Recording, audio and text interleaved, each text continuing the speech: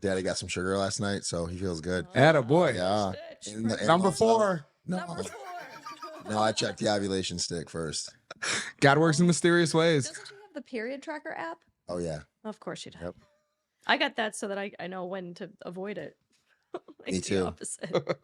Anyways, welcome back to the third installment of the Zach Nichols podcast, Lost in New York. Still lost. And we're here with Captain Carl.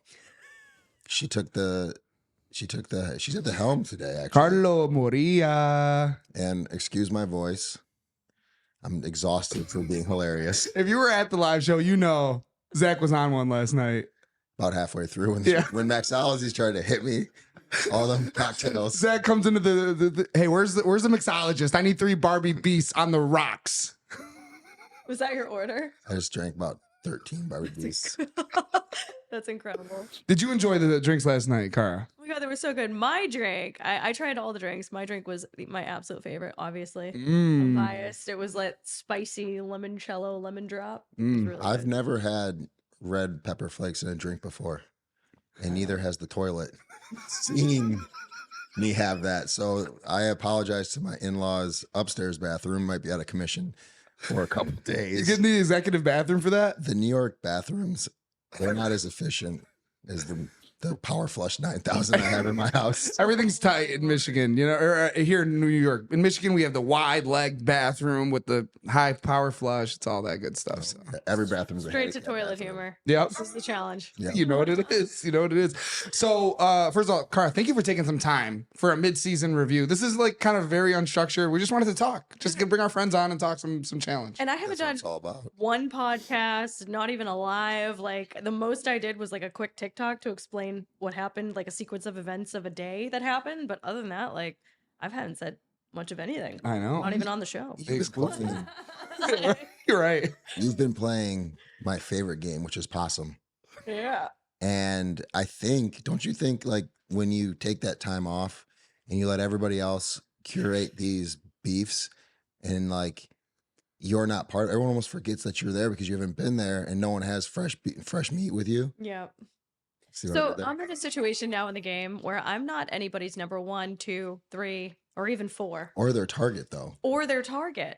But that just means the smaller the group dwindles, the more like, oh, well, she's available. You know what I mean? She's not with me, she's not against me. I'm just, it's gonna start happening probably. But I'm in a pretty chill situation right now. I'm just trying to Don't you love it? trying to ride the waves Friends. like you. Ride I that, guess I'm friends. floating. I've never done this. I've never been able to do this in a game ever before. So I'm gonna enjoy It's glorious. this one season of trying to hide. I love seeing you look like you're having fun in there. But to be fair, am. you did have some great moments at the beginning of the season. So what I like about it is you're not like hungry for camera time. You're there to play the game.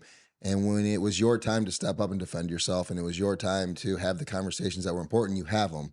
But like you're like, hey, if I'm not in them, I don't need to cause any shit, which is such a cool thing to watch. I think mostly the way I can describe the season is because of the way everything happened on All Stars 4. Because of the way the season started, where it was just there wasn't even a chance to breathe. I came in second on my entire team. I beat Johnny, and I still got voted into elimination. You know what I mean? So it was just like I could not escape. I couldn't breathe.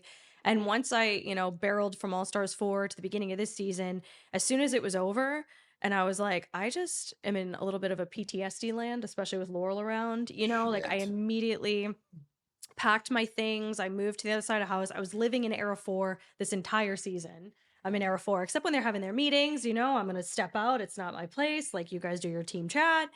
When I have to compete, I'm competing as Era 2. But for the most part, like because of the way the house was structured, I just did not ever go to the side of Era 1 and 2 just because fucking Laurel was there, man. And I just wanted to when I tell you, she's so strange in the way that I just wanted to stay away from her. Like I didn't want to be around her. And what she would purposely do, I could be alone talking to like 2 people outside by the pool, and somehow she'll find her way out there, beeline straight over to this conversation I'm just having with 2 people She wants to far away, and just sit down on the couch and start talking to the person I'm talking to. And I'm just like, are you fucking... I just get up and leave, you That's know? So it was paranoia. this entire season was me just trying to get away from her. And every room that I'd be in, she'd just find me and insert herself. And it was so uncomfortable and so bizarre and just weird. This whole season of me just casually being in the background is like, I'm just hiding because she's crazy. Is there any chance it's a misguided attempt of reconciliation? Absolutely not. Okay, I just had to ask the question. Maybe it might be misguided. Maybe she doesn't know how to say sorry. Maybe she doesn't know how to say I've been a bad friend. I don't know. No, none of that. Okay. No, she's team double down. Would you still consider yourself sisters? I think that word makes me want to vomit when it relates to her. I want that word to die here and now with regards to her. All right. So never was, never will be again. It's over, and I've removed myself from that It's era. almost like you touched the flame so many times that you're finally like, oh wait, that burns. It's fire. Yeah, that hurts. I'm good. I'm good. The only thing that like really set me off was just seeing her start to reenact that behavior with Michelle. Because Michelle, I really do. I know a lot of people feel their types of way about her. I didn't watch 39. I just watched my elimination. I don't know anything about her history on the show. But from being in the challenge house with her, what I gathered with the kind of person she is, she's very, you know, and knowing her past, like I've dived into actual conversations with her. I've learned about her past relationships, her relationships with her family members. So I have a better understanding of who she is and why she operates the way she does. And that's her business to talk about. But she is the type of person that's just like wants to make everything right. Mhm. So like, you know, not to just be friends because I'm afraid of myself in the game. It doesn't give that. It gives, I just don't want to be uncomfortable around anybody. I don't want anybody to hate me. Like, I just want to be cool. Like, I just want to be cool. Like, that's how she is. She genuinely just kind of leads with her heart. Maybe like a Josh. Got it. That's what I was That kind of thinking. way. Without the flamboyant, Without boisterous overly. moments, right? She just doesn't want negativity with anybody, Mhm. genuinely. And it's not fake. It just, that's how she is. So Laurel is the type of person, which now I'm seeing it from the outside, watching how she operates with Michelle, where Laurel will reel her in just to stab her down and then watch as Michelle's like, but like, why don't you like me? But I'm sorry. Like, can I, like, cause Laurel will give her a breadcrumb and then punch her in the face. Oh, I feel that. You know, so it's like, and it's like a psychological tormenting manipulation game that Laurel loves to play with people. And it worked on me for a very long time because I'm like, oh, she's being nice, but I'd be walking on eggshells. Like, oh, but we're cool. And then bam, you know, she'd just be just the most, it's so from another planet, bizarre, weird, and uncomfortable. Like her things that she does, it's just, you can't rationalize it in your brain. It's like she's on another planet. And so she plays these games with Michelle. And I just felt so bad because Michelle doesn't get it. She hasn't been around it.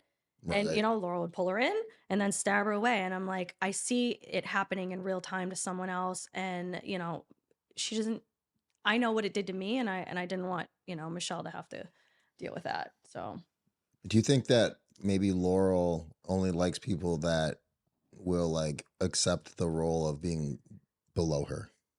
yeah. And if you try to rise above her, you have success above her, or, you know, people start to like that person better, that she might then feel threatened. And so she's got to knock them down a peg to kind of be like, hey, I'm still in She- charge here. She gets like an ownership of people. It's I the feel only way that, to yeah. explain it. Like she feels, even though she's sabotaging Johnny, you know, and working behind his back, which you don't see a lot of, it's like she feels an ownership of him. So anybody in competition of that needs to be destroyed. You know, we need to remove Emily. Emily needs to get away from him.